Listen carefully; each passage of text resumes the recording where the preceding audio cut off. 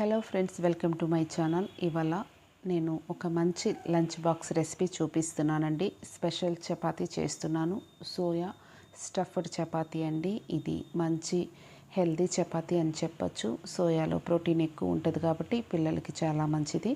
ఇక్కడ నేను సోయాని హాట్ వాటర్లో వేసి నానబెట్టుకున్నాను. తర్వాత వీటిని పిండి ఒక ప్లేట్లో పక్కన పెట్టుకుందాము. ఇవి మనం చాపర్లో వేసి సన్నగా చాప్ చేసుకోవాలండి. ఇది చాప్ చేసుకునే ముందు మనం ఇక్కడ ఆనియన్, పచ్చిమిరపకాయ, కొత్తిమీర, 2 వెల్లుల్లి వేసి వీటితో పాటు సన్నగా మనం చాపర్లో వేసి సన్నగా కట్ చేసుకోవాలి.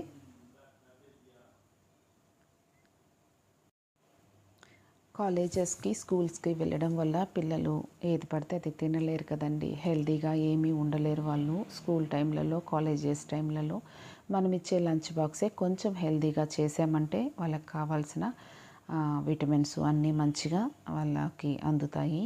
సో దానికోసం నేను లంచ్ బాక్సెస్ వీలైనంత వరకు రోజుకొకటి మంచిగా వెరైటీగానే చేస్తుంటాను. ఇక్కడ నేను ఆనియన్స్ మంచిగా కట్ చేసుకున్నాను. ఇప్పుడు సోయా కూడా దీంట్లో వేసి సన్నగా చాప్ చేసుకుందాము.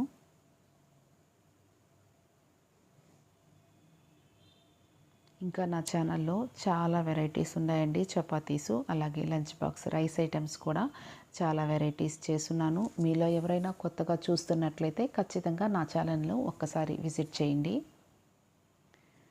ఓకే అండి, ఇప్పుడు నేను ఇక్కడ బాండలు పెట్టుకొని ఆయిల్ వేసుకున్నాను. 1 స్పూను జీలకర్ర వేస్తున్నాను. ఇప్పుడు మనం కట్ చేసి పెట్టుకున్న ఆనియన్స్ వేసి వేయించుకుందాము. ఆనియన్, కొత్తిమీర, పచ్చిమిరపకాయ, వెల్లుల్లి అండి. ఇది మంచి ఫ్లేవర్ వస్తుంది. కొంచెం ఫ్రై చేసుకొని ఇప్పుడు దీంట్లో కొంచెం సాల్ట్ వేసుకుందాము.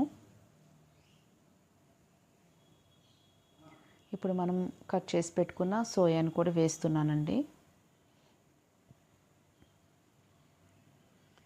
ఇప్పుడు 1 స్పూన్ పసుపు, కొంచెం కారం వేసుకుందాము. మంచిగా ఇది అంతా కలిసేలాగా ఫ్రై చేసుకోవాలి. ఒక 3 మినిట్స్ ఫ్రై చేసుకుంటే చాలండి. ఇది ఆల్రెడీ హాట్ వాటర్లో వేసి పెట్టుకున్నాం కాబట్టి ఈజీగానే ఫ్రై అయిపోతుంది. తర్వాత ఇక్కడ నేను తెల్ల నువ్వులు వేస్తున్నాను 1 స్పూను. నేను ప్రతి రెసిపీలో ఈ తెల్ల నువ్వులు వేస్తానండి, పిల్లలకి కాల్షియంకి మంచిదని. తర్వాత అది నేను స్టవ్ ఆఫ్ చేసి పక్కన పెట్టుకున్నాను. ఇక్కడ చపాతీ పిండిని ముందుగానే కలిపి పెట్టుకున్నానండి. ఈ చపాతీ పిండిలో మనము ఈ మీల్ మేకర్ని స్టఫింగ్ పెట్టాలి. ఇప్పుడు పిండిని కొంచెం వేళ్ళతో ప్రెస్ చేసుకొని ఇక్కడ లోపల మనం స్టఫింగ్ పెట్టుకుందాము.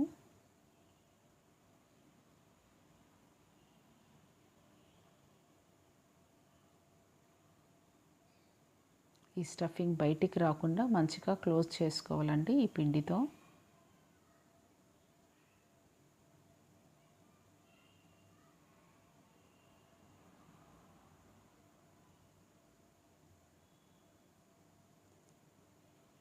ఇప్పుడు కొంచెం కొంచెం పిండి వేసుకుంటూ ఎక్కువ ప్రెస్ చేయకుండా కొంచెం పైనే మనము రుద్దుకోవాలి.